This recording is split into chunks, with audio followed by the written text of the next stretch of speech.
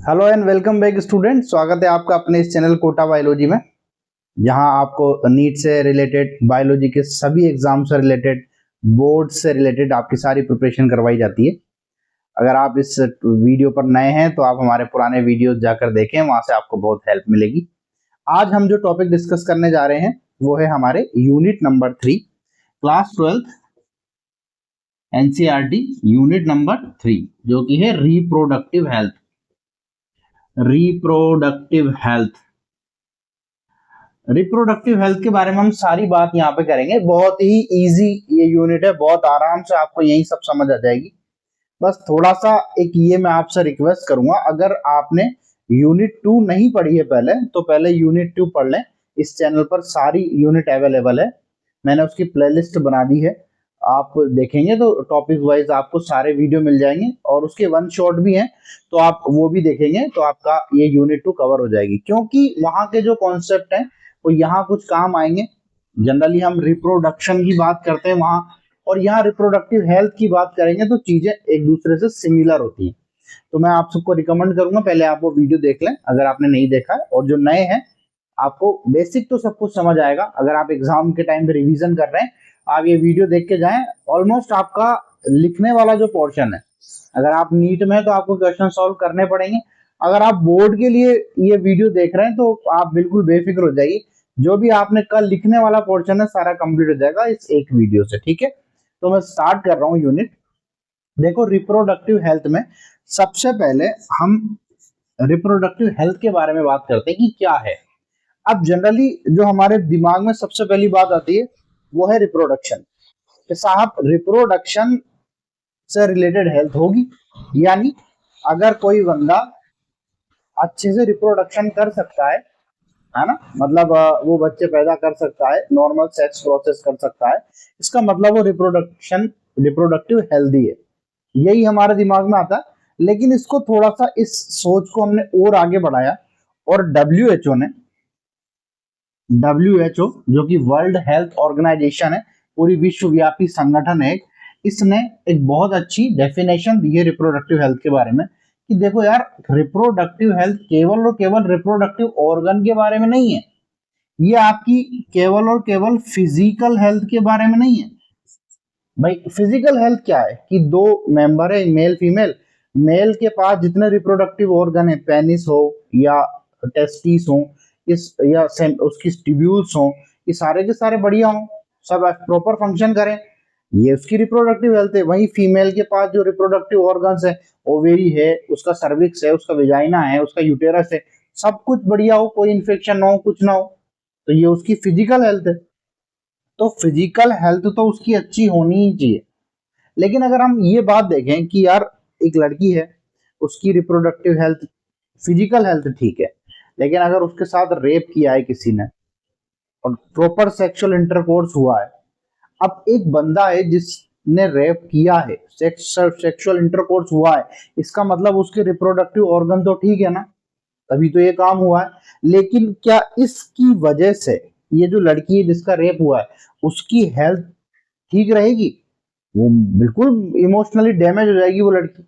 तो रिप्रोडक्शन समझने के लिए हमें ये बात समझना पड़ेगा कि रिप्रोडक्शन करना is not only a physical part, it's also a emotional part. तो इमोशनल भी तो दोनों एक दूसरे के लिए होने चाहिए कि हाँ मुझे इसके साथ रिप्रोडक्शन करना है ना। दो वेलबींग जब आपस में सेक्सुअल इंटरकोर्स करेंगे तो उनका एक इमोशनल अटैचमेंट होता है कि हाँ मुझे इसके साथ रिप्रोड्यूस करना है। तो जब ये सारी चीजों के बारे में ध्यान दिया जाएगा तो ये बनती है रिप्रोडक्टिव हेल्थ। या ऐसा मान लो एक सोशल इम्पैक्ट है ना, सामाजिक भी इसका इफेक्ट है।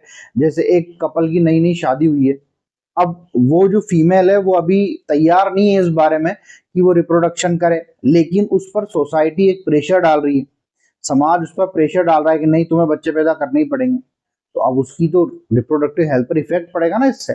या उसको एक उसके लड़की हो गई है तो उससे नहीं, अभी 1 साल, अभी तो लड़की हुई है, एक बार और ट्राई करो, लड़का करो, तो उसको तो वो अभी जो डिलीवरी है उससे के फेज से रिकवर नहीं हो पाई उसकी हेल्थ, अभी तो वो प्रॉपर रिकवर ही नहीं है, लेकिन उसको दोबारा ये चीज करने को अब नो जो हमने सेकंड यूनिट पढ़ी है उसमें आपको समझ आई होगी कि डिलीवरी कितने बड़ा एक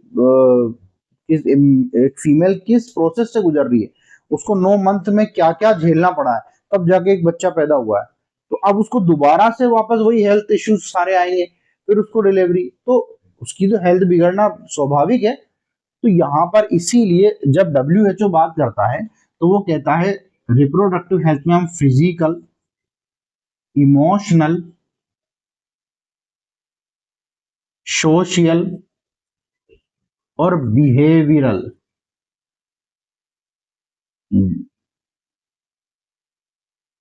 बिहेवियर की स्पेलिंग गलत लिख रहा हूं मैं, ठीक है।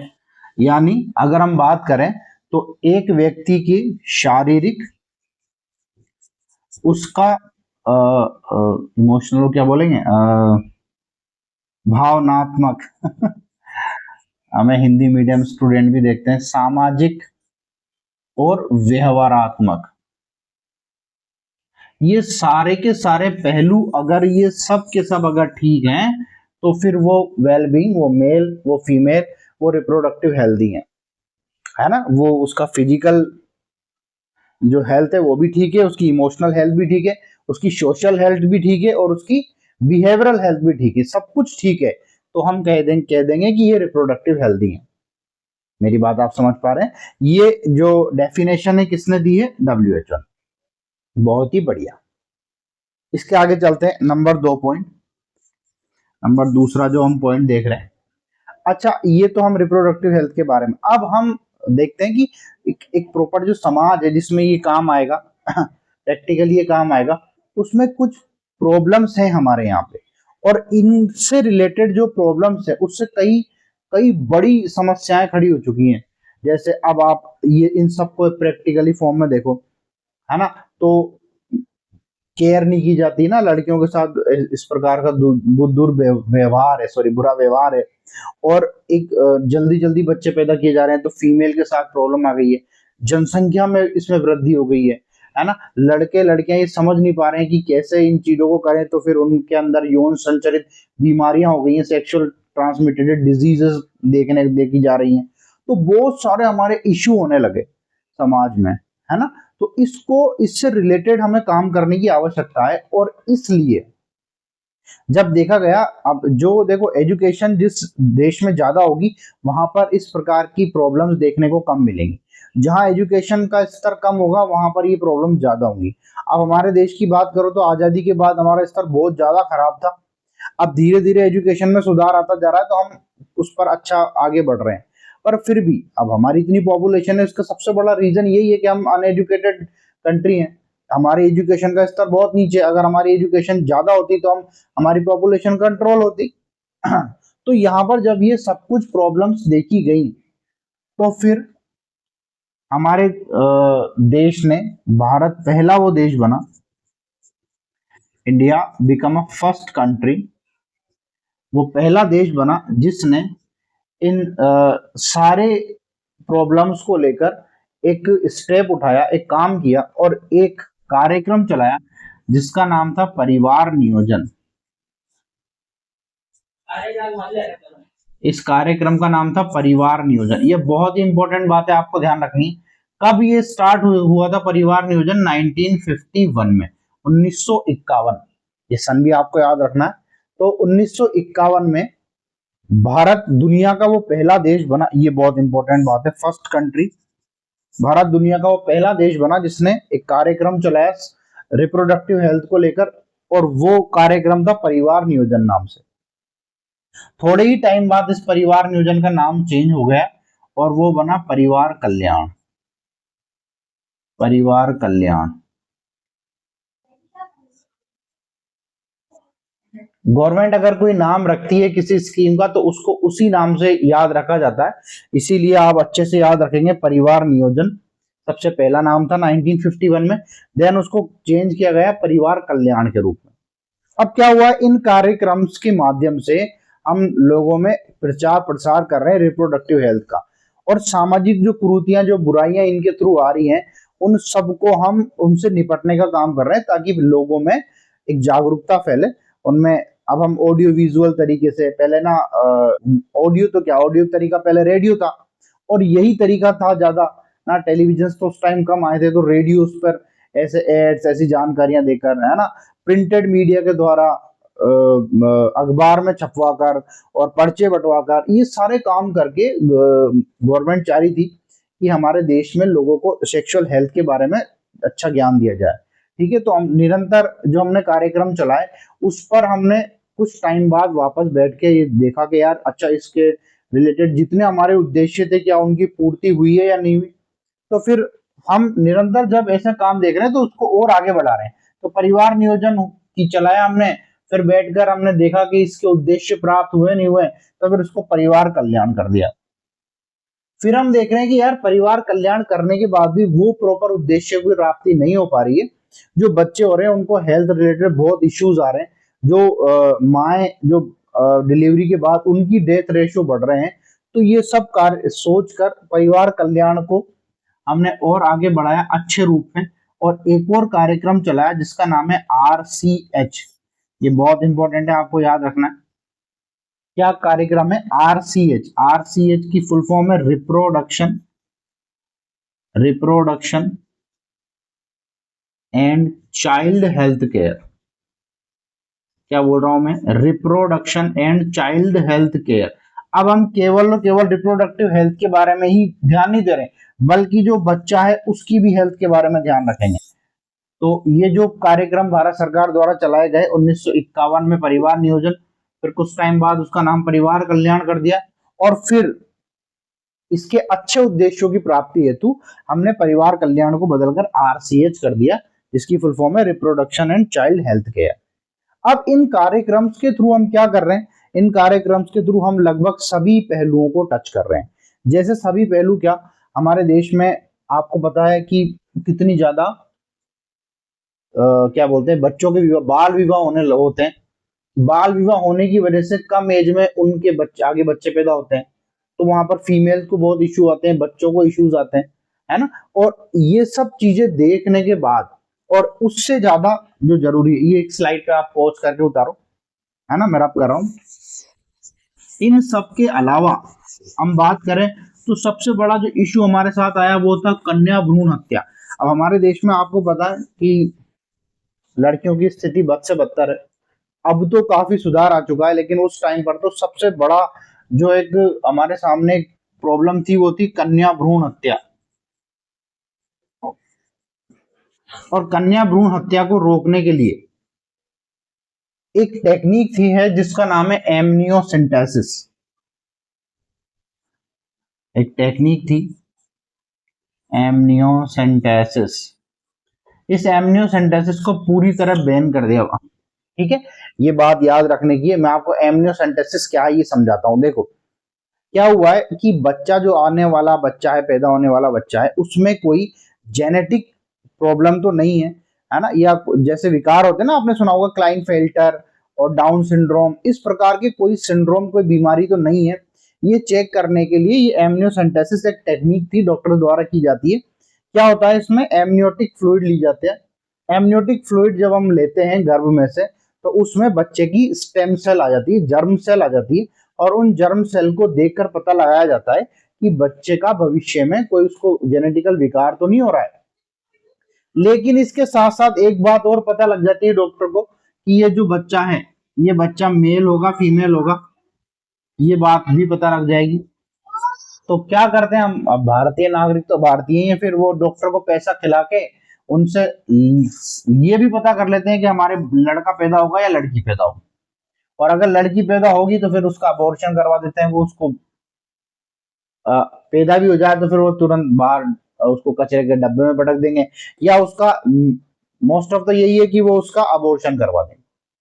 तो अब ये कितना खतरनाक क्राइम है। तो ये सब बातें देखते हुए हमने इन्हीं कार्यक्रमों के तहत इस एमनियोसेंटेसिस वाली जांच पर भी बैन लगा दी। ये बहुत अच्छा काम था उस टाइम पे। तो अब हम इसके सारे पहलुओं को देखना चाह रहे हैं कि यार हम हेल्थ को बढ़ावा देने के लिए क्या क्या कर सकते हैं। हम ऑडियो विजुअल सामग्री का उपयोग करके जनता में प्रसार कर सकते हैं। हम जो युवा हैं, जो किशोर अवस्था के हैं, जिनकी एज 17-18 साल है, वो कल को रिप्रोडक्शन करने की एज में आएंगे, मतलब आ तो चुके हैं, मतलब वो ऑफिशियली करेंगे, है ना। तो उनमें हम एक इस बात का प्रचार प्रसार करना आवश्यक है कि भाई आपको सेक्सुअल डिजीज ना हो जाए, आप किस एज में बच्चे पैदा करें, कितने करें, और सारी बातों का, सारे पहलुओं को ध्यान में रखना आवश्यक है। ठीक है, तो इन सारे प्रोग्राम्स को चलाने के बाद इसका एक अच्छा रिजल्ट हमारे सामने आया, और वो अच्छा रिजल्ट बाकी देशों में तो उसको अच्छा ही कहा जाएगा, पर हमारे यहाँ वो भी एक समस्या बन गई। देखो, सारे हेल्थ रिलेटेड जितने भी कार्यक्रम चलाए गए, उससे एक बात सामने आई है कि पॉपुलेशन बढ़ गई, बहुत ज्यादा पॉपुलेशन बहुत ज्यादा बढ़ गई, और पॉपुलेशन ग्रोथ इतने स्तर पर पहुंच रही है, साथ के साथ क्या हो रहा है, जो डेथ रेट है, ये डेथ रेट भी कम होती जा रही है।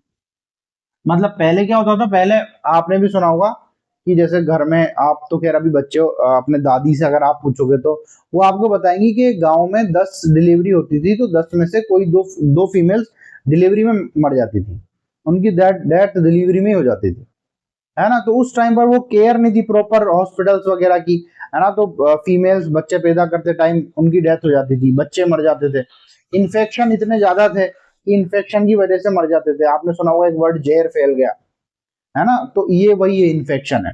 अब हमारे पास प्रॉपर एंटीबायोटिक्स हैं, प्रॉपर टीके हैं, है ना। वैक्सीनेशन एक बहुत बड़ा हथियार सामने आया, वैक्सीनेशन की वजह से हमने छोटी मोटी जितने प्रकार के संक्रमण बच्चों को होते हैं उनसे रोक लिया गया। जैसे पोलियो, पोलियो हमने हमारे पूरे देश से गायब ही कर दिया है। अब कोई पोलियो का आपको केस नहीं आएगा सामने। पहले कितने पोलियो केसेस सामने आते थे। तो भारत पूरे देश में एक हेल्थ से रिलेटेड जो लहर चली, और जैसे वैक्सीनेशन की लहर चली है, जगह जगह सारी हेल्थ सिस्टम बहुत प्रॉपर रूप से सुधारा गया। तो इसके जो परिणाम आए वो आए जनसंख्या वृद्धि, क्योंकि डेथ रेट कम हो रही है और पॉपुलेशन बढ़ती जा रही है। तो इसको बोल रहे हैं पॉपुलेशन विस्फोट, जनसंख्या विस्फोट, है ना। एकदम जनसंख्या में इतनी ज्यादा वृद्धि आई, तो ये ऐसे विस्फोट जैसा लग रहा है हमें, है ना। तो अगर हम कह रहे हैं कि पॉपुलेशन ग्रोथ एकदम बढ़ना, जनसंख्या की एकदम बहुत तीव्र वृद्धि, इसको बोला हमने जनसंख्या विस्फोट।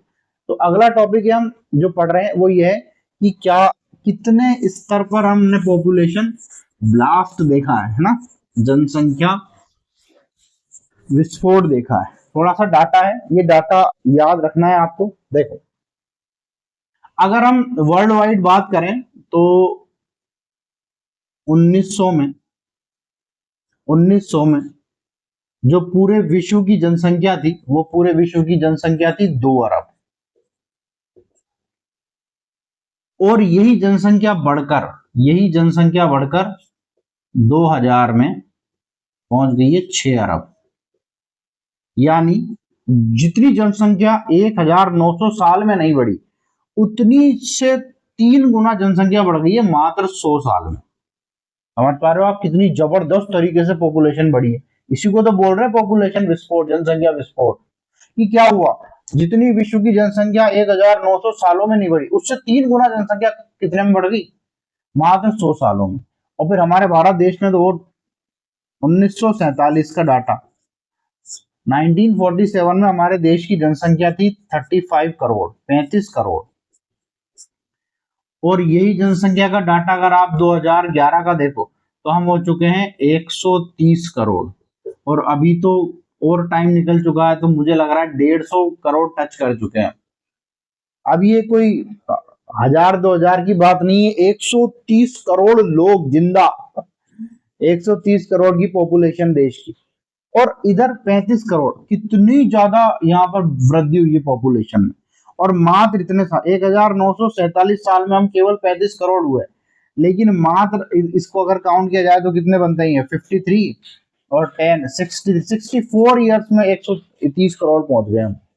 तो कितना भारी जनसंख्या बढ़ा। हमें ऐसा लग रहा है आजादी मिली इस काम के लिए, आजादी मिली क्या करना है, जनन करेंगे, जनन करेंगे, जनन करेंगे। ठीक है, तो पॉपुलेशन बहुत ज्यादा स्तर पे बढ़ गई। अब अगर हमें पॉपुलेशन को कंट्रोल करना है तो फिर कुछ कॉन्ट्रासेप्टिव मेथड यूज करने पड़ेंगे। ऐसे तो काम नहीं चलेगा, ऐसे तो ये जनसंख्या बढ़ते से बढ़ते जाएगी तो हर प्रकार की प्रॉब्लम है। फिर जो हम हेल्थ की फैसिलिटीज दे रहे हैं वो भी नहीं दे पाएंगे, कितने लोगों को आप हेल्थ फैसिलिटी प्रोवाइड करोगे? थोड़े टाइम बाद खाने की समस्या आएगी। जैसे अभी देश में बेरोजगारी की समस्या बहुत ज्यादा है, इतनी ज्यादा बेरोजगारी है। आगे अगर ये जनसंख्या कंट्रोल नहीं हुई तो फिर फूड की प्रॉब्लम आएगी, रहने की प्रॉब्लम आएगी, हर चीज की प्रॉब्लम आएगी। तो हमें चाहिए कि हम इस पॉपुलेशन पे समय रहते काम करें और इसकी रेट को कम करें। पॉपुलेशन कंट्रोल करने के लिए जो कॉन्ट्रासेप्टिव मेथड यूज करते हैं हम,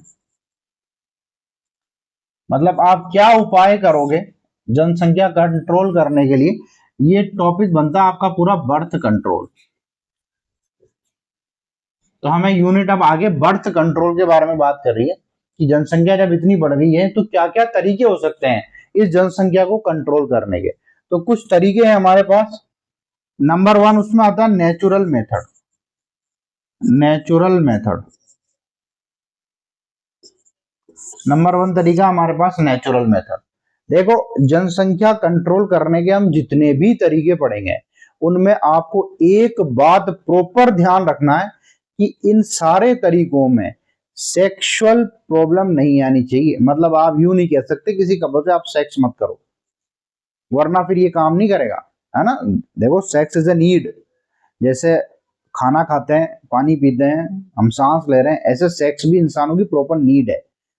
तो आप उसको रोककर ये काम नहीं करवा सकते बर्थ कंट्रोल। अगर हम किसी सिटी में जाएं, में हम जहाँ रह रहे हैं वहां पर आप एक आंदोलन चलाओ कि भाई हमारे कितनी पॉपुलेशन बढ़ रही है, और लोगों से मना करो कि नहीं देखो ऐसे पॉपुलेशन कंट्रोल करनी है, सेक्स नहीं करना आपको, तो ये प्रैक्टिकल होगा? ये पॉसिबल होगा? मार खा के आओगे आप।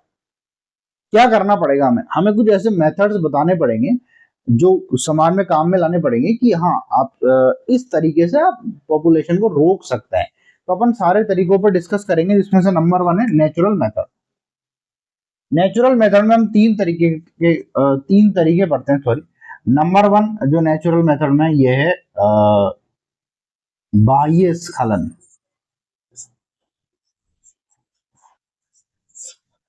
कोइटस इंटरप्शन कहते हैं इसको, इंटरप्शन। नंबर 1। नंबर 2 जो मेथड आता है इसमें, ये आता है अपने आवधिक संयम।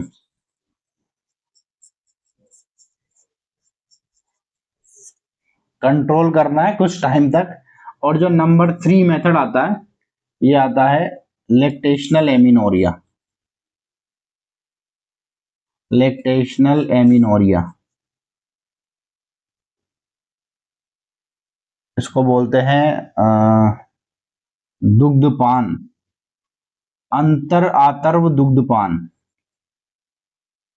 दुग्धपान, अंतरातर्व दुग्धपान, ठीक है। ठीक है, इधर आवधिक संयम, ये टाइम क्या बोलते हैं इसको, इसका क्या आवधिक संयम क्या बोलेंगे? कंट्रोल है, ये कंट्रोल है, कंट्रोल है ना। 3 तरीके हमारे पास जिससे नेचुरली हम कोई बाहर से कोई उपकरण, कोई मशीनरी कुछ यूज नहीं कर रहे हैं, और ये 3 तरीके यूज करके हम नेचुरल बर्थ को कंट्रोल करना चाह रहे हैं। Number 1 coitus interruption. समझो, आराम से ही समझ आ जाएगा। देखो, जब भी सेक्सुअल इंटरकोर्स कोर्स की प्रोसेस होती है, मैं एक सेकंड गेट लगा के आता हूँ। ये जो बातें हैं बाहर नहीं जानी चाहिए, हालांकि फिर भी करेंगे बात अपन।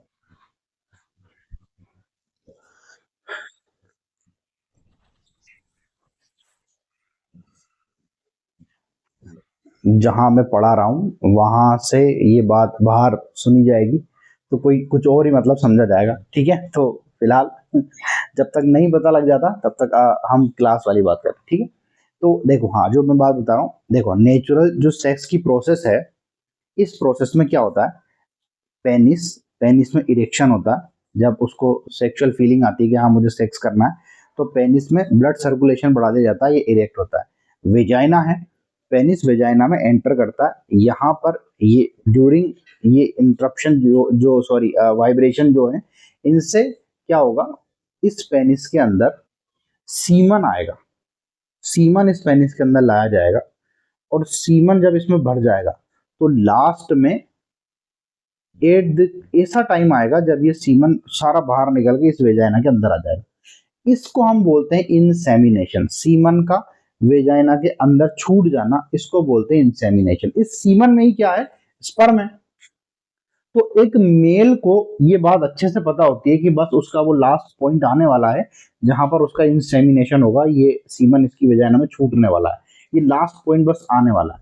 तो ये मेल क्या करे, जैसे ही वो पॉइंट आने वाला हो उससे पहले ही इस पेनिस को वेजाइना से बाहर निकाले और उसके बाहर ही इंसेमिनेशन कराए, मतलब इसका जितना भी सीमन है बाहर निकाले, ताकि इस वेजाइना के अंदर कोई भी स्पर्म ना जा सके।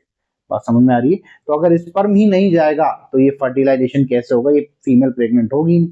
फीमेल प्रेग्नेंट नहीं होगी तो हम बर्थ को कंट्रोल कर सकते हैं। सिंपल बात है। हाँ, तो एक तो ये तरीका है। हम इस पर बात नहीं कर रहे हैं कि कौन सा अच्छा है कौन सा बुरा है, तरीका है, सिंपल बात है, तरीका है। कुछ लोग कहेंगे कि सर ऐसा पॉसिबल ही नहीं होता कि थोड़ा बहुत भी सीमन ना जाए, भैया जाता है, लेकिन तरीका है तो डिस्कस कर रहे हैं। ठीक है। नंबर दूसरा, आवधिक संयम। आवधिक संयम मतलब कुछ अवधि तक आप संयम रख लो तो बच्चे पैदा नहीं होंगे। कैसे हम कह रहे हैं ये बात, देखो इसको समझने के लिए आपको मेंस्ट्रुएशन साइकिल के कॉन्सेप्ट क्लियर होने जरूरी है। आपने नहीं देखा तो मेरी 2 वीडियो है इस पर, एक वन शॉट भी एक अलग से भी है ना। तो आप मेंस्ट्रुएशन साइकिल जरूर देखें, वहां आपको अच्छे से फिर कॉन्सेप्ट समझ में आएगा। ये जो दूसरा टॉपिक है इसको बताने के लिए मैं कह रहा हूं, मैं चलो इसको कंप्लीट यहां पर बताता हूं।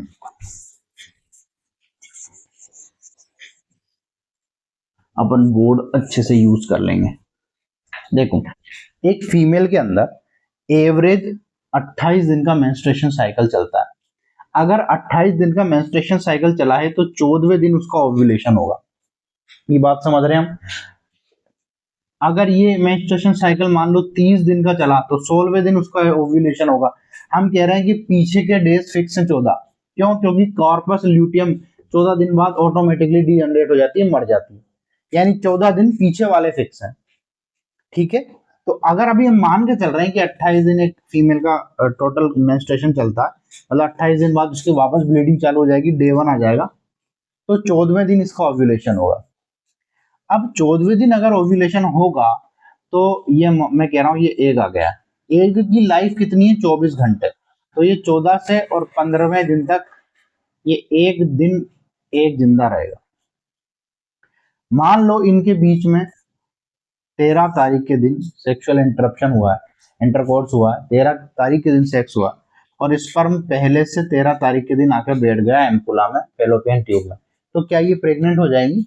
बिल्कुल हो जाएगी। क्यों? क्योंकि स्पर्म की जो आयु है, एज है, वो है 48 आवर्स।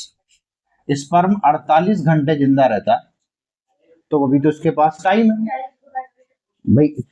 14th डे को 14वें दिन आ रहा है ना एग, तो स्पर्म तो पहले से आके बैठा है, तो कह रहा है मैं तो अभी 48 घंटे जिंदा रहूंगा, 2 दिन।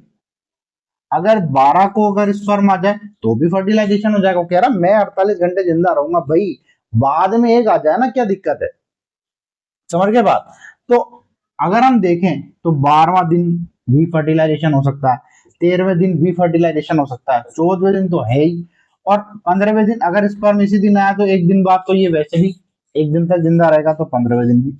यानी अगर हम देखें तो ये दिन खतरनाक बन रहे हैं, मतलब फर्टिलाइजेशन इन्हीं में होगा। बच्चे पैदा होने के सबसे खतरनाक दिन यही है। लेकिन हम ये थोड़ी ना मान सकते हैं कि 28 दिन फिक्स मेंस्ट्रुएशन साइकिल चलेगा, हो सकता है 30वें दिन चल रहा हो। तो अगर 30 दिन चल रहा है तो अब ओव्यूलेशन कौन से दिन हो गया? 16वें दिन। ओव्यूलेशन तो अब 16वें दिन होगा यार, ओव्यूलेशन 16वें दिन होगा तो फिर ये कैलकुलेशन गड़बड़ा गई।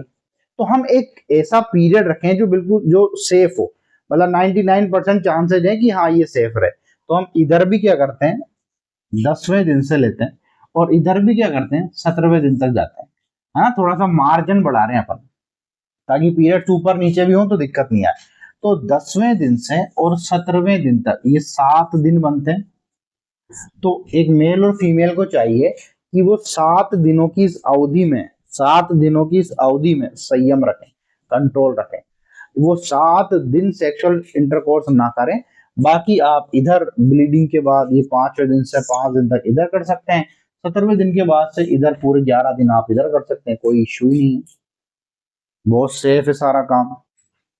समझ में आ रही बात? तो इसको बोलते हैं हम ये जो जानकारी है ये केवल और केवल जानकारी आपके सिलेबस रिलेटेड नहीं है, ये आम जितने भी हम इसमें बातें करेंगे ये आम जन के लिए जानकारी है, क्योंकि गवर्नमेंट प्रोग्राम चला के बताना चाह रही है लोगों को, समझ रहे हो। तो रेस्पॉन्सिबिलिटी बनती है हमारी भी कि हम ये बातें फैलाएं, जिनको समझ में आता है उनसे डिस्कस करें, ठीक है। आवधिक संयम, ठीक है, क्या करना है इसमें, 7 डेज का अपन को कंट्रोल करना है, 7 डेज का कंट्रोल करना है, बाकी काम हो गया, ठीक है। नंबर थर्ड पॉइंट बनता है लैक्टेशनल एमिनोरिया, है ना, दुग्धपान, अंतर आतर्व दुग्धपान जो इसको बोलता है लैक्टेशनल एमिनोरिया। क्या करना है इसमें, सुनो, जब एक फीमेल के एक डिलीवरी होती है, एक बच्चा पैदा होता है, तो उसकी बॉडी में, क्योंकि वो दूध पिला रही है, एक्टिवली दूध पान कर रही है ना, अपने बच्चों को दूध पिला रही है, तो उसकी बॉडी में एक हार्मोन रहता है प्रोलैक्टिन। हमने ये सारी बातें की हैं, प्रोलैक्टिन हार्मोन की वजह से दूध बनता है ना, आपको पता ही ये सारी बातें। तो और किसकी वजह से ब्रेस्ट का डेवलपमेंट होता है, एस्ट्रोजन की वजह से, है ना, आपने वहां वो क्लास लगाओ, फिर भी मैं दोबारा बता रहा हूँ, प्रोलैक्टिन हार्मोन की वजह से दूध बनता है। तो जब प्रोलैक्टिन हार्मोन बहुत ज्यादा एक्टिव रहता है, ये हार्मोन इस फीमेल में ओव्यूलेशन नहीं होने देता। तो अगर ओव्यूलेशन नहीं होगा तो ये नेचुरली बच सकती है ना प्रेग्नेंट होने से। तो 3 से, जब ये बच्चा पैदा हो गया, पहला बच्चा पैदा हो गया, तो उसके 1 से 3 मंथ तक तो ये दोबारा प्रेग्नेंट नहीं होगी, ऐसे चांसेस रहते हैं। एनसीईआरटी बोल रही है 6 मंथ तक इसको ले जाओ, मतलब एक बच्चा पैदा हो गया तब से 6 मंथ तक लैक्टेशनल एमिनोरिया की वजह से, क्योंकि वो दूध पिलाती है, प्रोलैक्टिन हार्मोन आता है, इसके प्रेग्नेंट होने के चांसेस बहुत कम होते हैं। हालांकि ये कोई बहुत प्रैक्टिकल बात नहीं है, मेरा कोई विश्वास नहीं है इस पर, लैक्टेशनल हेमिनोरिया पर। आपने कितने ही ऐसे भाई बहन देखे होंगे जिनके बीच में फिक्स 1 साल का अंतर है, 1 साल 11 महीने का अंतर है, 13 महीने का अंतर है, तो ये बहुत कॉमन है। पर फिर भी एनसीईआरटी ने दिया हुआ है तो हम तरीका मानेंगे नेचुरल मेथड में लैक्टेशनल एमिनोरिया। यानी हमने नेचुरल मेथड में क्या क्या पढ़ा है, कोइटस इंटरप्शन पढ़ा है, बाह्य स्खलन, सीमन को बाहर निकाल दो, कंट्रोल रखो 7 दिन, ठीक है, कौन सा 7 दिन, 10वें दिन से लेके 17वें दिन तक। ये कौन सा दिन है, एक पीरियड चालू होने के 10वें से 17वें दिन तक कंट्रोल रखना है। फिर लैक्टेशनल एमिनोरिया, दूध पिला रही है अगर फीमेल, तो फिर उसमें 6 मंथ तक प्रेग्नेंट होने के चांसेस कम होते हैं, ठीक है। तो ये तो हमारे पास नेचुरल मेथड आ गया, है ना। इसके बाद जो नंबर 2 अपन मेथड पढ़ने जा रहे हैं, ये है बेरियर मेथड। ये पढ़ेंगे अपन बेरियर मेथड।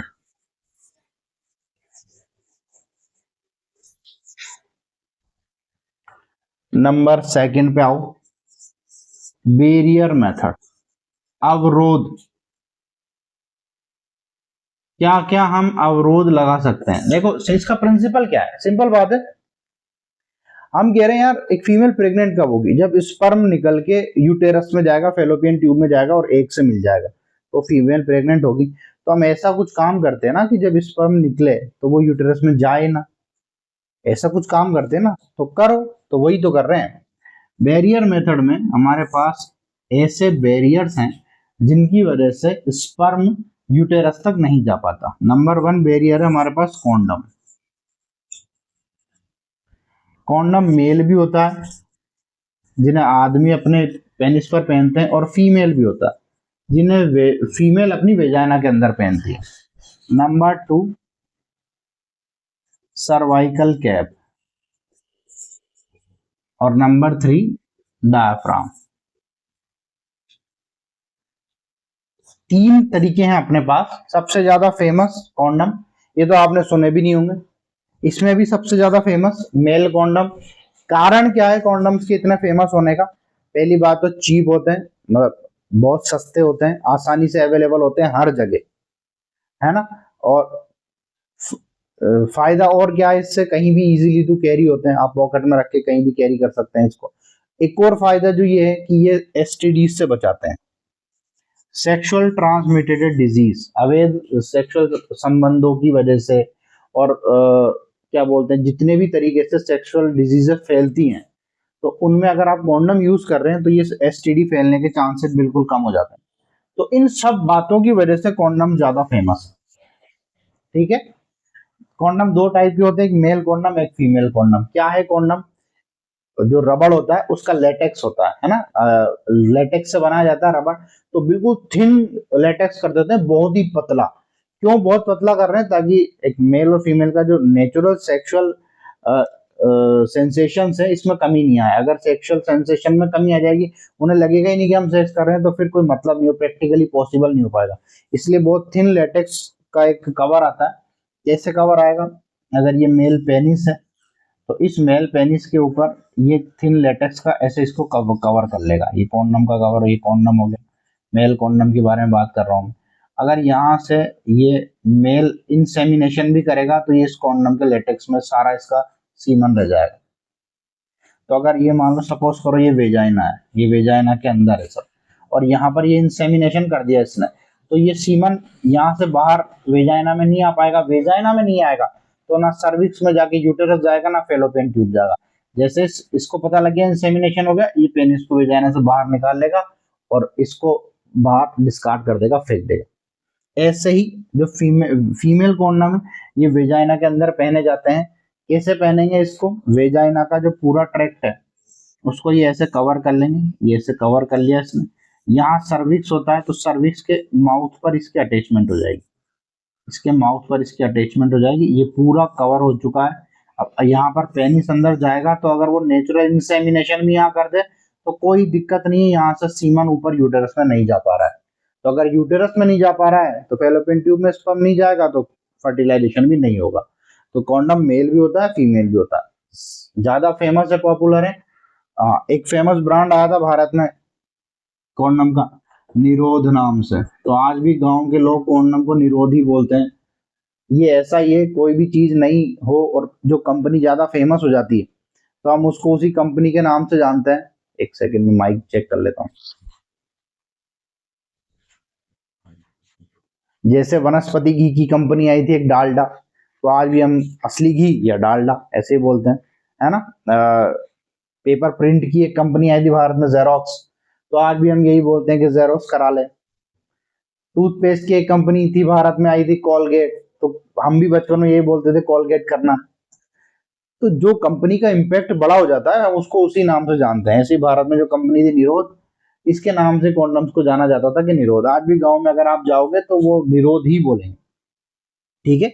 बहुत सारे कंपनीज अब इसमें मार्केट तलाश, इतना बड़ा मार्केट है भारतीय मार्केट, तो इसके बहुत सारे एड्स आते हैं, बहुत सारी कंपनी कॉन्डम्स बेचती हैं। हॉस्पिटल्स में आते हैं, ये फ्री में मिलते हैं, पर लोग अब हॉस्पिटल जाकर लाएं तो उसमें थोड़ी शर्म महसूस करते हैं, तो वो दुकान से खरीद ले जाता है। और दुकान पर ये कोई बहुत ज्यादा पैसों में भी नहीं मिलते, बहुत ईजी है इनको खरीदना, तो आराम से ये पॉपुलेशन में फेमस है, ठीक है। नंबर 2 पे आते हैं अपन, सर्वाइकल कैप। देखो सर्विक्स है, यूटेरस है, इसका माउथ ये सर्विक्स है। इस सर्विक्स पर ऐसे ही थिन लेटेक्स का एक कवर लगा दिया जाता है। ये केप जैसा होता है, केप जैसा होता है, दोनों साइड से सर्विक्स को पकड़ लेगा। जैसे अपन कैप पहनते हैं ऐसे दोनों साइड से, ये मैं कह रहा हूँ सर्विक्स है, तो ये दोनों साइड से इसको ऐसे कवर कर लेगा। एक सेकेंड ना, सपोज करो ये सर्विक्स है, ये सर्विक्स है, तो मैंने इसके ऊपर एक कैप लगाया ऐसे, ये दोनों साइड से इसको पकड़ लेगा और यहाँ पर कैप लगी।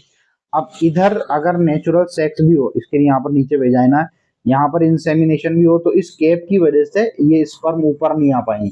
अगर ऊपर नहीं आ पाएंगे तो ना यूटेरस में जाएंगे ना फेलोपियन ट्यूब में जाएंगे, तो फर्टिलाइजेशन होने के चांसेस खत्म हो जाते हैं। तो नंबर 2 सर्वाइकल कैप। ऐसे ही डायफ्राम भी होता है, बस उसकी शेप कैप की तरह नहीं होती, है ना, वो भी सर्विक्स पर ही लगता है।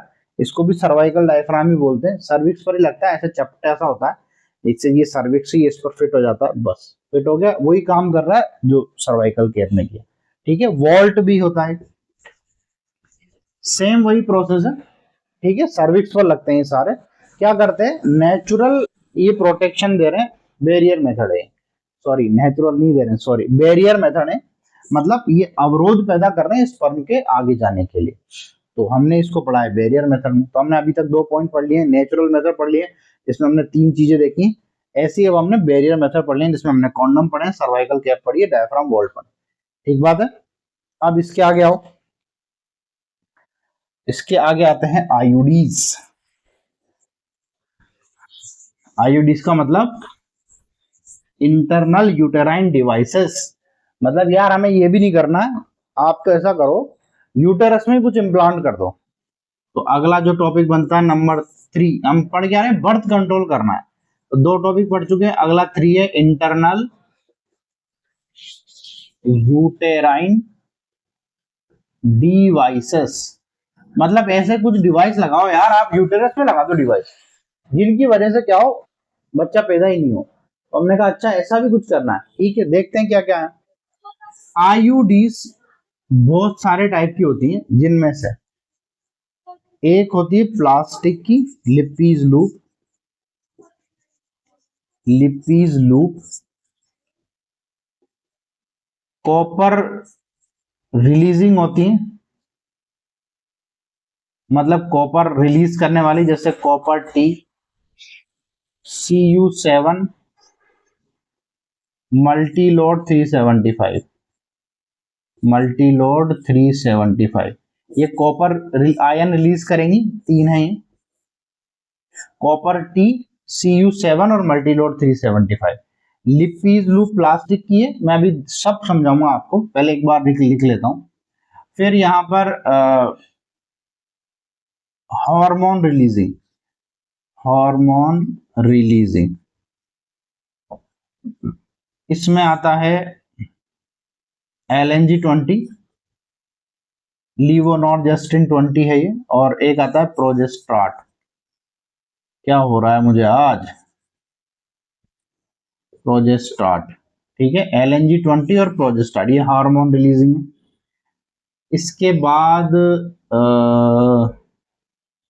इसके बाद और क्या होता है, हार्मोन भी रिलीज करा दिया अपन ने, कॉपर आयन भी रिलीज करा दिया, अब क्या रिलीज कराएं, और क्या होता है, चलो फिलहाल तो ये पढ़े, मुझे याद आ जाएगा, ठीक है। देखो पहले इसका कॉन्सेप्ट समझो। यूटेरस एक बहुत ही सेंसिटिव स्ट्रक्चर है, अगर इसमें हम कुछ भी फॉरेन आइटम डाल देंगे तो इस यूटेरस का दिमाग खराब हो जाएगा। कैसे, देखो जब हमें ये बात पता है स्पर्म भी फॉरेन सेल है, अगर वो एंटर करती है तो हमारी बॉडी का इम्यून सिस्टम उसके अगेंस्ट रेस्पॉन्स करता है और फेगोसाइटोटिक सेल आती हैं, तभी तो इतने 20-30 करोड़ स्पर्म एक बार जाते हैं, तो 200-300 स्पर्म पहुंच पाते हैं, और उनमें भी कोई एक फर्टिलाइजेशन कर पाता है। तो यहां पर क्या हो रहा है, हमने इस पूरे यूटेरस के जो मीडियम है इसको गड़बड़ा दिया है। क्या करा है, यूटेरस के अंदर हमने एक प्लास्टिक की लिप जैसी लूप डाल दी है, ऐसे लिप जैसी एक लूप डाल दी, ये यूटेरस है, इसके अंदर लिप जैसी एक लूप डाल दी प्लास्टिक की है। जैसे ये लूप डालिए, यहां पर है अपने एंडोमीट्रियम, ये एंडोमीट्रियम को जैसे ही टच करेगी तो यहाँ पर ऐसा लगेगा कि इसमें कोई फॉरेन पार्टिकल इसको छेड़छाड़ कर रहा है, परेशान कर रहा है, और हमारे बॉडी का इम्यून सिस्टम यहाँ पर एक्टिवेट होगा। जैसे इम्यून सिस्टम एक्टिवेट होगा तो ये स्पर्म को मारने लगेगा, ठीक है, और यूटेरस में इंफेक्शन आ जाएगा। इंफेक्शन मतलब ब्लड सप्लाई बढ़ जाएगी, हल्की सी स्वेलिंग भी आ जाएगी। क्यों, क्योंकि यार यहाँ फॉरेन पार्टिकल पड़ा हुआ है अंदर, समझ गए आप। इसमें कोई हार्मोन नहीं है, कोई भी कॉपर आयन इससे रिलीज नहीं हो रहा है, कोई दवाई नहीं है इसमें। तो कई बार ऐसे भी पूछते हैं कि ऐसी आईयूडी बताओ, इंटरनल यूटेराइन डिवाइस बताओ जो नॉन मेडिकेटेड है, उसमें कोई मेडिसिन नहीं है, तो आप क्या नाम लोगे, लिपीज लूप, कोई मेडिसिन नहीं है उसमें, ठीक बात है। नंबर दूसरे पे आओ, हमने यूटेरस के अंदर कॉपर आयन रिलीज करवाए। कॉपर आयन अगर यूटेरस के अंदर रहेंगे तो ये टॉक्सिक एनवायरनमेंट क्रिएट करेंगे स्पर्म के लिए, मतलब स्पर्म के लिए जहर जहर वातावरण हो जाएगा पूरा। स्पर्म जा रहे हैं बेचारे, जा रहे हैं और देख रहे हैं जहर जहर जहर जहर मरे। अगर ऐसा एनवायरनमेंट होगा तो स्पर्म उसमें स्विम नहीं कर सकता, तैर के आगे नहीं जा सकता, और अगर स्पर्म तैर के आगे नहीं जाएगा तो वो तो खत्म हो गया ना यार, मरेगा वो। फेगोसाइटोसिस वैसे ही हो रहा है उसका, फटाफट से नहीं पहुंच पाया अगर एम्पुला में तो काम खत्म। तो कॉपर आयन रिलीज करने वाले कौन कौन है, कॉपर टी, आपके एनसीईआरटी में डायग्राम दिया हुआ है, ऐसे टी शेप की, ऐसे टी शेप की एक हम टी डालेंगे यहाँ पर, ये कॉपर की बनी हुई है, ये कंटिन्यू यहाँ से कॉपर आयन रिलीज करेगी यूटेरस में। तो ये स्पर्म जो ऊपर आए हैं इनके लिए ये टॉक्सिक एनवायरनमेंट क्रिएट कर रहे हैं और स्पर्म मरना चालू हो जाएंगे। यहाँ कौन कौन रिलीज करेगी copper ion, copper T, Cu7 ये भी कॉपर आयन रिलीज करेगी, और मल्टीलोड 375। नीट में ये पूछता है ज्यादा, क्योंकि यहाँ पर कॉपर देख के आप खुद ही समझ जाओगे। मल्टीलोड 375 में थोड़ा सा झोल है। क्या झोल है कि जनरली जैसे इसको हम अक्सर जब एग्जाम में क्वेश्चन सोल्व करते हैं तो जैसे अनवांटेड 72 हमारे ब्रेन में रहती है, पिल्स है ना, इमरजेंसी पिल है वो बर्थ कंट्रोल के लिए।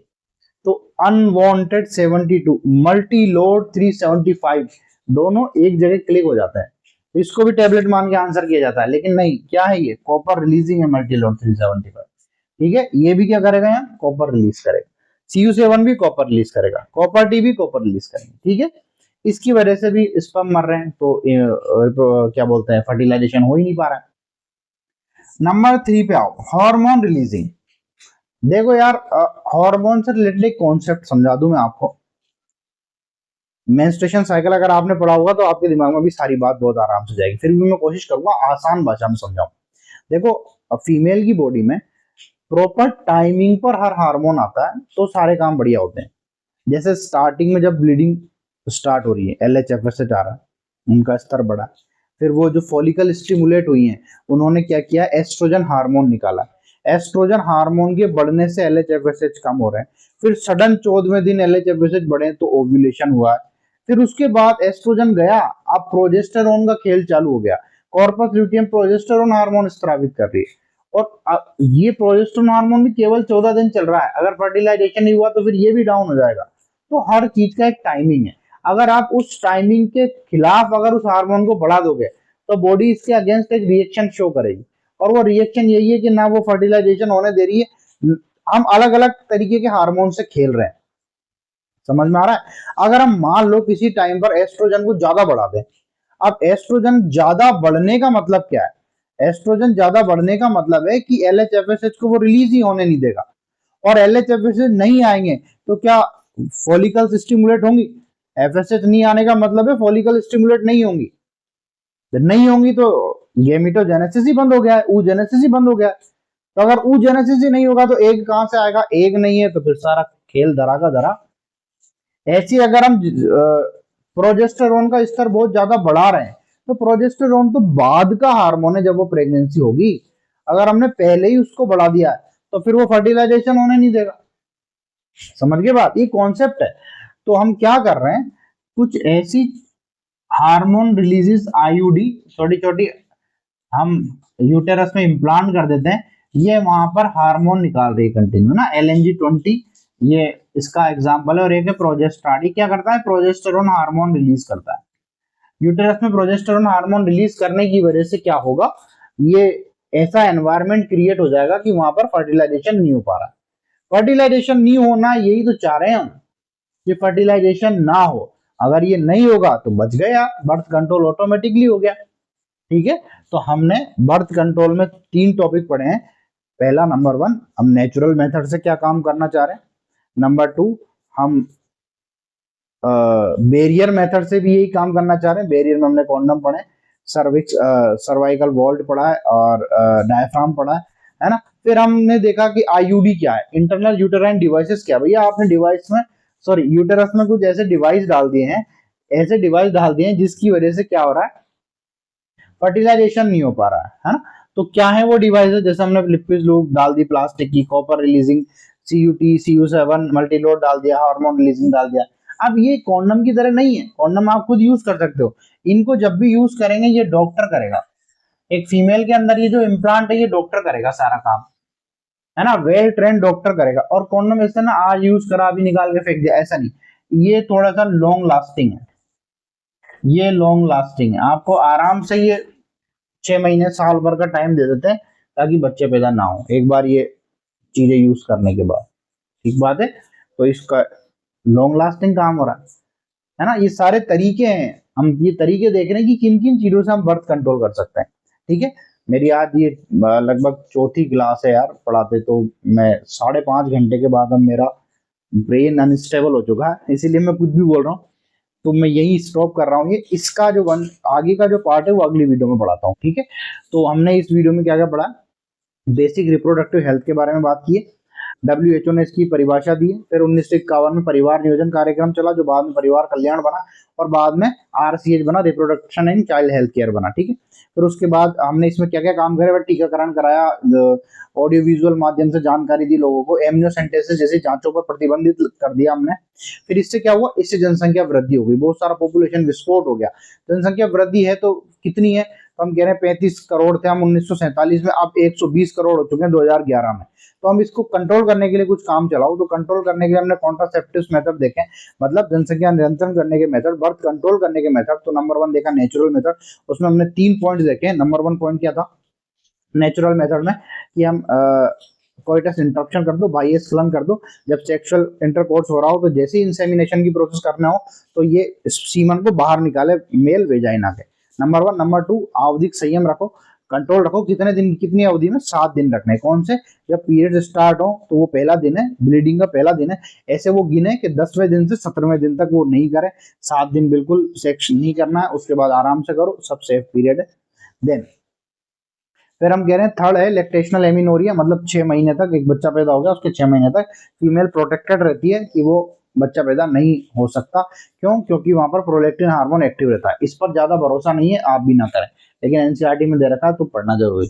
इसके बाद है कि क्या और क्या कर सकते हैं हम, आईयूडी पढ़ रहे हैं, internal uterine devices.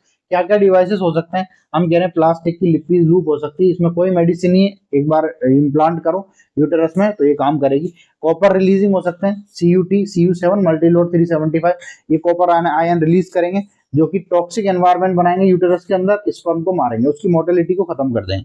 Then hormone releasing क्या, LNG 20 है, लीवोनॉर्जेस्टिन 20 है, और प्रोजेस्टेरॉन, ये हार्मोन रिलीज करते हैं, दोनों रिलीज करेंगे हार्मोन। तो इससे क्या होगा, इससे अनबैलेंस हो जाएगी बॉडी और फर्टिलाइजेशन रुक जाएगा। इतना पोर्शन हम यहाँ कवर करते हैं, नेक्स्ट पोर्शन हम नेक्स्ट वीडियो में करेंगे, ठीक है। बाय। वीडियो पसंद आई लाइक करो, शेयर करो, सब्सक्राइब करो और कमेंट करो।